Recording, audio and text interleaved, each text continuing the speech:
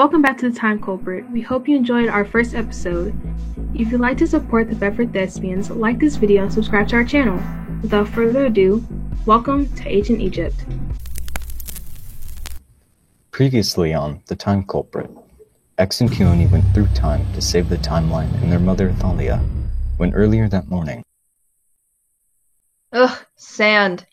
I hate sand. It doesn't bother me much. What? How did you? You were heading back in time? I wasn't gonna miss that. I jumped in your pocket right after that terrible meeting this morning. You're gonna ruin everything I have planned. What could you possibly do in BCE? Oh, are you gonna make them think that you're a god who traveled to them? Or you could be an alien that helped them build the pyramid. What? That tired conspiracy? No. It has to be something that'll show the world. No, the universe, that I'm the master of time. Whoa, I just realized your eye. Very villainous. I like the choice. You fool, this wasn't on purpose. The machine malfunctioned slightly. It must have been Agnes messing with the machine before the warp was finished. Well, I think it suits you. Oh, do you know what'd be funny? If you mess up the Sphinx. Messed up the Sphinx? Why would I? No, wait. You have a point here. You're not worthless after all. If I did start changing history, Agnes and the rest of the people who doubted my work will know I was successful. I like where this is going. Let's mess some stuff up in the past. I will show them they're all inferior. No one can stop me. You mean no one can stop us? The Time Lord and her trusty little henchmouse, Kazooie. I did not agree to this. Like peanut butter and jelly. No. The cheese to your Mac? I'm gonna throw you in the sand if you don't stop being annoying. Sorry, I'll stop. Up ahead in the distance is the Sphinx. A man approaches with tools acting very suspicious. Athalia approaches a guard. Excuse me, I need to speak to your king. And who are you? She's a god. Did that rat just speak? Hold on. Did you just call me a rat? I am a mouse. I am highly offended. The mouse is a god. All hail Khnum. Khnum has sent one of his messengers. Come quickly. King Tut will see the mouse god and his human servant who carries him around. Excuse me, you think he's a god? Just go with it, Athalia. Ha ha ha. I am a god. Bring me to your king. I will advise him with my godly ways. I can't believe I traveled back in time, and the one that gets all the glory is a simple lab experiment. Athalia, I'm shocked. I am a god. How dare you address me in such a way? Bow down to me and ask for forgiveness. You can't be serious. I am. All hail Khnum. King Tut will see you now. OMG! I heard we had a divine presence visiting us. I am so honored to meet you. Me. I'm the magnificent Khnum.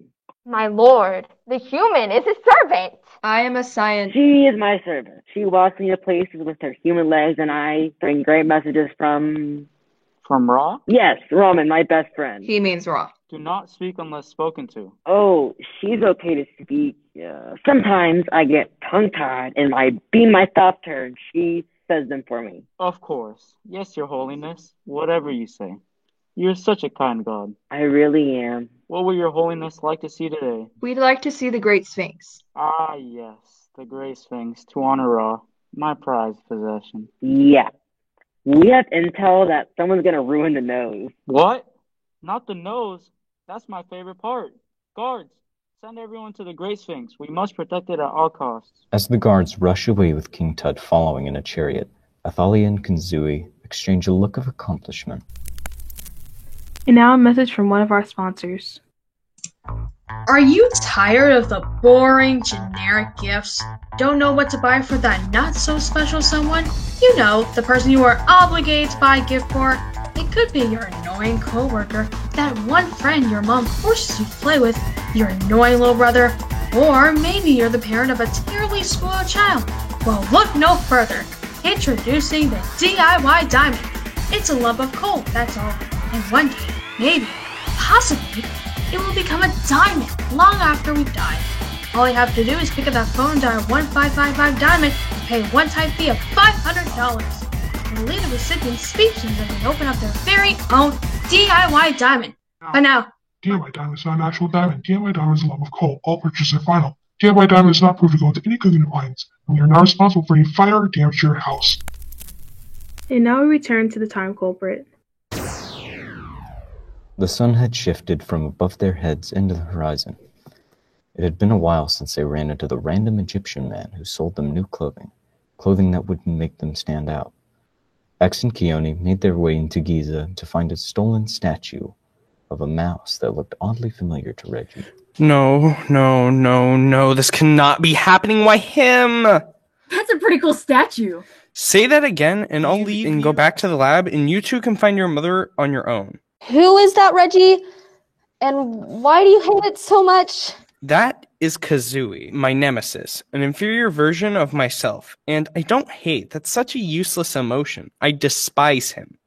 Well, it looks like they worship him. He's an imbecile. This is obviously a very touchy subject for you, Reggie. He was the very first experiment. Before me, he was considered a failure. Why? His personality, he used to be very intelligent and refined. Now he acts on impulse and is a little rebellious. Well, how come we didn't get that rat? This one is boring, always with the rules, and don't you dare put me in your pocket. We really need to focus and find Mom. Well, the statue definitely shows that they were here, but where?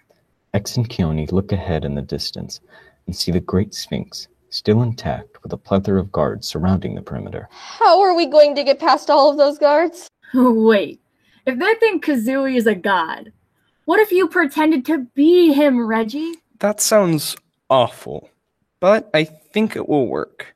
Except, I don't look like Kazooie. I'm a naked mole rat.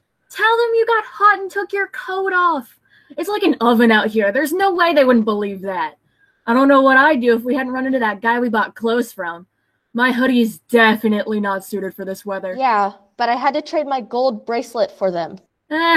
These are way cooler than your bracelet. I saved up months for that. So, what's our plan? Why are you looking at me? Because you are the most intelligent being on this planet. Well, yes. So, I need one of you to take me to the guards, and I will tell them that they're needed elsewhere. Sounds good, but can I be the other person, the one that, destroys the nose? How do you plan to do that? Oh, you'll see.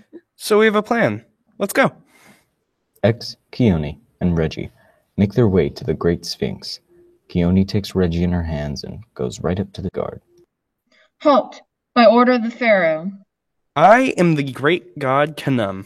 We are so sorry, great god. Please forgive us. That is okay. Your assistance is needed by the Pharaoh. The Sphinx will be safe under the watch of my human guard. All right, men, you heard him. To the palace. Wait a minute. Why do you look so different, great god Khnum? He, got hot, sir, and changed his coat. Oh, yeah, that makes sense. To the palace. While Keone and Reggie distracted the guards, X was climbing the Sphinx to break off the nose of the limestone giant. Don't take the props off the prop table, they said. Well, look at me now! How else would I knock off the nose of the Great Sphinx? I'm glad I swiped this chisel prop off the prop table and ah! I slipped. Come on, X, you can do this. Just reach and give the nose a little tap with this chisel. X taps the nose with the chisel and nothing happens. Suddenly a hole opens up in the middle of the sky and a giant gladius falls from the hole.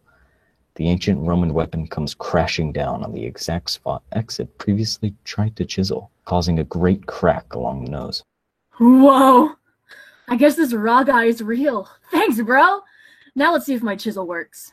X taps the nose with the chisel again, and this time the nose comes crashing down, making a very loud smash into the feet of the Sphinx. Oh man, someone definitely heard that. X quickly hurries down the Sphinx as an army of guards come racing from the palace. King Tut emerges from the palace and can be heard screaming. You traitors! My Great Sphinx is defiled! Hey, Keone, we've gotta go. We did not plan for this part of the plan. Where did you get the sword? It's a gladius, actually. A very common weapon for gladiators in ancient Rome. Odd that there would be one in this time period. That's about 1,300 years in the future. Time talkie! X, Keone, are you two okay? I'm fine. Thanks for asking. I'm picking up a disturbance in the timeline. It looks like there was a rip in the space-time continuum. Oh yeah, I saw that. This big hole opened in the sky and some awesome sword fell down. Wait, you have a sword? I called dibs. Agnes, what does this mean? What kind of sword? This cool-looking sword that weighs like about a ton. It looks like a gladius. Agnes, does this mean... Yes, I think it does, Reggie. What? Whatever it is, let's figure it out fast, because, we're about to be mincemeat. Yes, I found it. I did some digging into ancient Rome, and it looks like Caesar was never betrayed. You'll have to travel to ancient Rome. How? The hole that opened up. What's it doing now? Oh, wow. It looks like there's a sand tornado right where the hole was. You have to go into the sand tornado. I'm sorry. We have to what? Cool.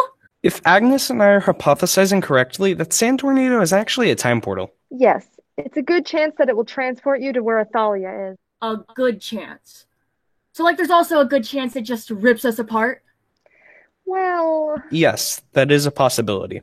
Well, Reggie, back into the shirt pocket. Agnes, what is our task? You need to make sure Caesar gets betrayed. That's gonna be dark. Anything else we should know? Ancient Rome might be a little more dangerous than Egypt, so be careful not to get caught or you might be thrown into the gladiator ring. Yeah, let's go. Rome sounds like a party. Well, this won't end well. X, Keone, and Reggie make their way to the portal. Wait! X, what could possibly be more important right now? I destroyed the Sphinx. That's like history being made. I gotta get a selfie. No one will believe me if I don't. Ugh, fine. The trio makes their way to the spinning vortex. X and Keone grab each other's hand, close their eyes, and take one last step into the cyclone, hoping that this takes them one step closer to finding Athalia. We hope you enjoyed the show. Stay tuned for the next episode where X, Keone, and Reggie find themselves in the danger of Rome.